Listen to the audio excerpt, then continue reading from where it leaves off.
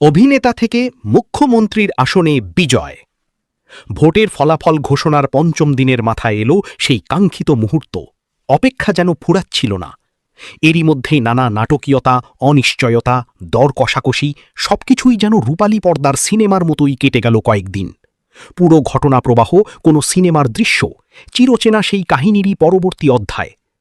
বলছিলাম তামিলনাড়ুর অভিনেতা চন্দ্রশেখর জোসেফ বিজয়ের কথা, যিনি থালাপতি বিজয় নামে পরিচিত। সব জল্পনা কল্পনার অবসান ঘটিয়ে এখন তিনি রাজ্যটির মুখ্যমন্ত্রী। রোববার 10 মে স্থানীয় সময় সকাল 10টায় চেন্নাইয়ের জওহরলাল নেহরু স্টেডিয়ামে শপথ নেন থালাপতি। গভর্নর রাজেন্দ্র বিশ্বনাথ আর্লেকার নতুন মুখ্যমন্ত্রীকে শপথ পড়ান। শপথবাক্য পাঠ করেছেন তামিল ভাষায়। সে সময় হাততালি আর উচ্ছ্বাসে ফেটে পড়ে পুরো স্টেডিয়াম।